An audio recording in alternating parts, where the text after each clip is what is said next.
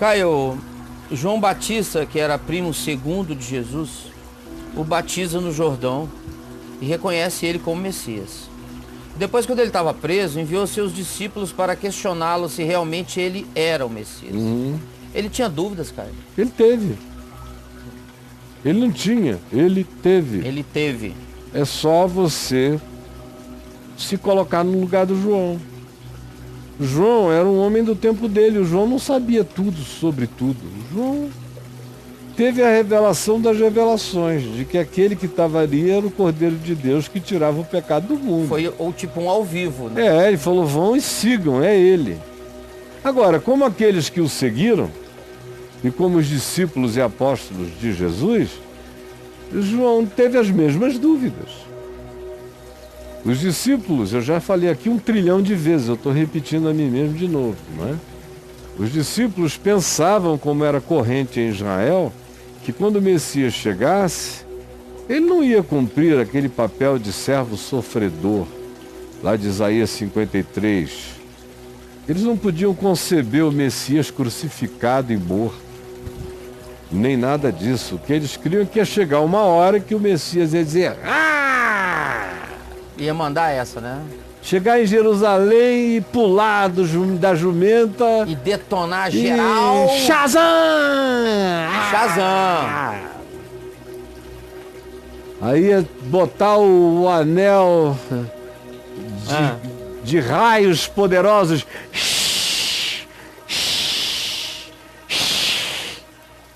Ou seja, os discípulos eram como esses crentes que estão aqui em volta de nós. Sim. Querendo mágica divina. Não estavam preparados para seguir um homem. Eles estavam querendo um super-herói. E não um filho do homem. E por isso fugiram, negaram, traíram, se suicidaram. Não aguentavam olhar suas próprias caras no reflexo na água, que saíam com vergonha de si mesmos. Porque são humanos. E olha que os discípulos, estou me referindo àqueles mais chegados, aos apóstolos e ao grupo mais íntimo, que andavam com Jesus, eles tiveram muito mais informação sobre Jesus e sobre o reino de Deus do que João Batista, coitado. O João teve a convicção do Espírito Santo de que ele tinha uma missão que deve ter sido alimentada no coração dele pelas palavras do seu pai Zacarias e da sua mãe Isabel. E tinha essa convicção. Chegou uma determinada hora em que isso explodiu dentro dele e ele começou a sair igual um louco pelas pequenas vilas, aldeias, clamando, dizendo que o reino de Deus estava chegando. Mas ele próprio não sabia bem o que era esse reino de Deus que estava chegando, ele só sabia que estava chegando.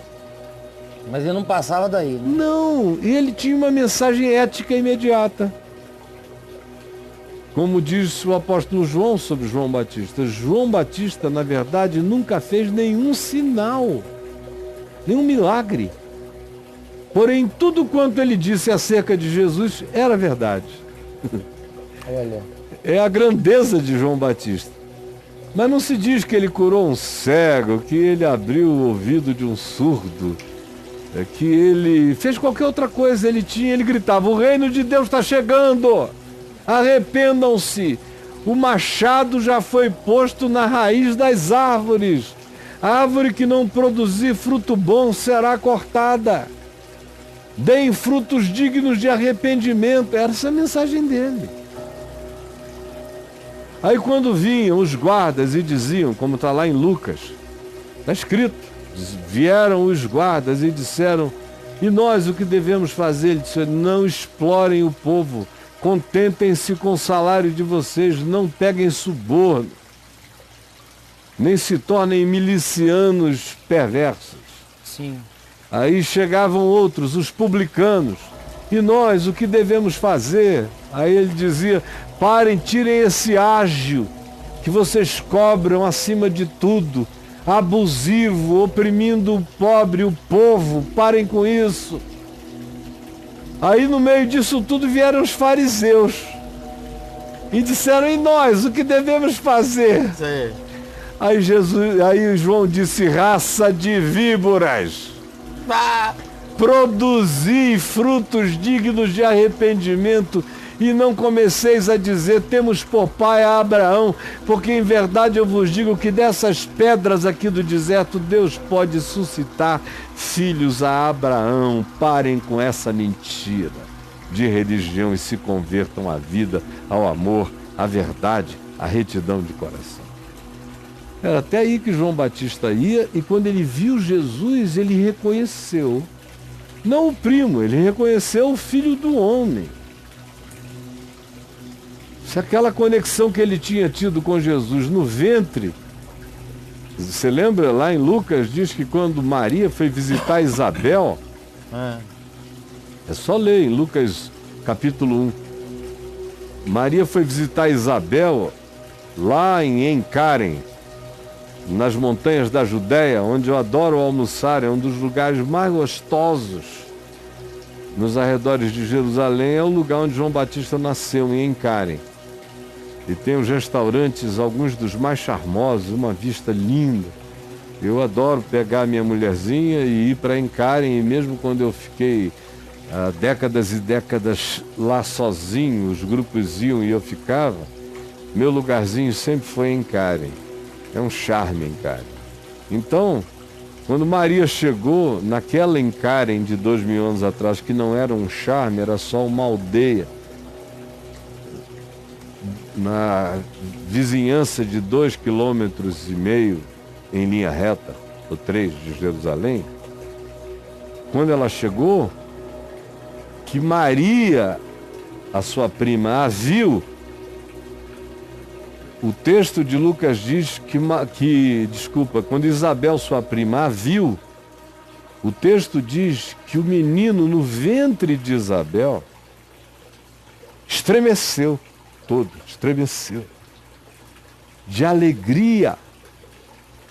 E aí a Isabel disse: de onde me vem que me venha visitar a mãe do meu Senhor?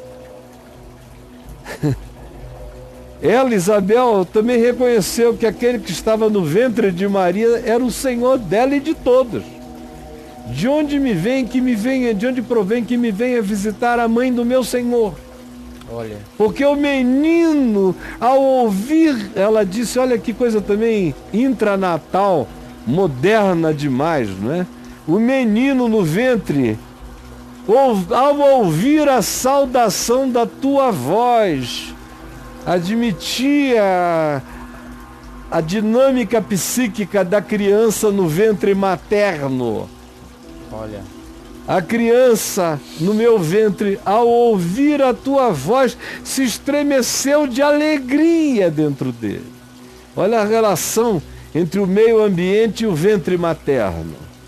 E a relacionalidade entre uma mulher grávida e o filho do seu ventre, como ele pode ser impactado para o bem e para o mal, pelas forças e dinâmicas e energias externas da comunicação. Se estremeceu no Espírito Santo do meu ventre, a criança. E a profecia é que ele cresceria cheio do Espírito de Deus, como cresceu. Mas ele não sabia tudo. Então chegou aquela hora em que o cara é preso por causa de denúncias que ele fazia com relação ao fato de que um dos Herodes, ele está no meio da dinastia dos Herodes, da tetrarquia, certo. Um dos Herodes estava pegando a mulher do outro, comendo assim na cara limpa. E o outro morrendo de vergonha, o país dividido, e os romanos dominando, e ainda os irmãos comendo uns aos outros. E aí ele começou a dizer para o rei Herodes, com mais poder do que o outro, porque para ser assim, quem tem mais poder é que come a mulher de quem tem menos poder. Num caso desse, de autoridades. Num caso sabido e divulgado. E aí João Batista começou a botar o dedo ali, dizendo, não te é lícito possuir a mulher do teu irmão. Aí a Herodias foi ficando com ódio de João Batista e obrigou Herodes a prendê-lo. Se eu não te dou mais, não venho mais, não tem mais. Se você não prender esse cara, se ele ficar na rua falando mal de mim, me chamando de prostituta... Ele virou o X9 da... então você não tem mais nada. Aí o Herodes, não, eu preciso te pegar, bichinho. Vou prender... Era nesse nível banal assim. É a coisa da Pepeca, o poder monumental da Pepeca sobre a profecia e o profeta. Genuíno. Aí prendem João Batista e Jesus está lá para o norte, na Galiléia, curando, pregando, fazendo e acontecendo. E João preso aqui. Um calabouço gelado, que faz qualquer prisão e solitária da gente aqui ser um lugar de conforto. Sim. Ele naquelas pedras pontiagudas, com cadeias pesadas, amarrado, preso, com fome, com frio, os meses passando.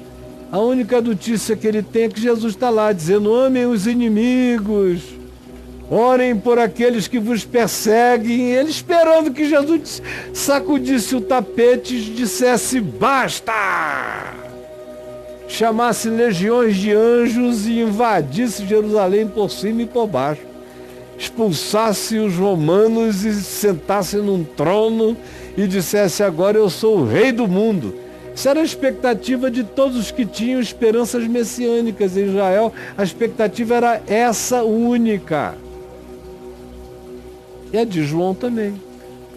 Quando ele não via isso andar na direção dessa expectativa, ao contrário, Jesus parecia ser antimessiânico na perspectiva política. Dizia: o meu reino não é deste mundo. Aí ele: mas como assim? Tem que ser, senão eu vou continuar aqui, preso aqui, todos nós. A gente quer que o teu reino seja desse mundo. Preciso, né?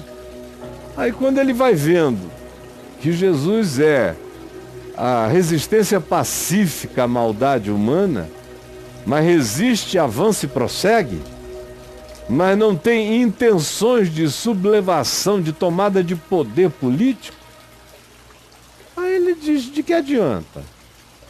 Aí manda essa pergunta: escuta, tu és aquele que nós esperávamos, o Messias, ou devemos aguardar ainda um outro? E ele não diz, ele faz uma pergunta humilde, quebrantada e razoabilíssima para um cara que está no perrengue dos perrengues. Ele estava num perrengue tão grande que alguns tempos depois, não muito tempo depois, a filha de Salomé, de Herodias, dançou numa festa no palácio, e devia ser uma menina nova, bonita, gostosa, uma dança do ventre saborosíssima, aquela mulher virgem ainda, e bela e sensual, e a mãe dela sabia que o Herodes olhava para ela com tesão brutal, e ela tinha tanto ódio acerca de João Batista que ela falou: eu vou pedir para minha filha seduzir esse cara, dá para esse cara, porque eu vou fazer um negócio, eu vou trocar a pepeca dela pela cabeça de João Batista num prato. Aí o Herodes, quando viu a menina dançar, ficou doido. Aí falou: eu quero ela tem que ser minha. Naquele tempo não tinha essa descrição de hoje, não. Era, mandava na latinha. Assim dizia para a mãe: desculpa, eu quero ela. Tenho que ser dono dela, ela tem que ser minha. Aí a mãe disse: ah, você quer? Quer comer Salomé? Então manda, eu boto ela numa bandeja para você, e você traz de bandeja a cabeça de João Batista num prato para mim, e pode levá-la para a cama agora. Aí o Herodes ficou muito triste, mas o tesão dele em comer a menina era muito maior do que qualquer tristeza que ele pudesse ter acerca do fato de que ele reconhecia que João Batista era um homem de Deus. Mas preferiu entregar o homem de Deus e comer aquela comida saborosa à la Salomé. Aquele baby beef. Aquele baby beef. Baby beef. Foi o que ele fez. Então João Batista teve a cabeça trocada por um baby beef. Um baby beef. E então o desespero dele, ao ver a banalidade de tudo à volta, era tão grande que ele fez essa pergunta: escuta, és tu mesmo? Porque do jeito que eu estou vendo a evolução das coisas, eu não estou vendo que você vai dar uma virada. Não vai dar essa Não vai dar essa virada. Então, eu estou enganado? O que está acontecendo? Me explica. Aí o que Jesus fez? Você sabe? Não, manda aí. Jesus pegou, vieram esses mensageiros com a questão de João Batista. Aí Jesus foi e curou cegos, coxos, paralíticos, surdos, mudos, leprosos. Curou aquele monte de gente e mandou dizer o seguinte: ide e dizei a João no cárcere: os cegos veem, os surdos ouvem, os paralíticos são curados e os leprosos são purificados. Ele pegou o profeta Isaías, quando falava do Messias, e dizia: naqueles dias se desimpedirão as línguas do gago, e os olhos dos cegos se abrirão, isso e aquilo. Ele pegou aquele conjunto de Isaías e transformou em realidade na frente dos mensageiros e mandou entregar, e disse: diz para João que feliz é aquele que não encontrar nenhum motivo de tropeço em mim. Muito bom. Diz para João que feliz é aquele que não encontrar nenhum motivo de tropeço, de escândalo em mim.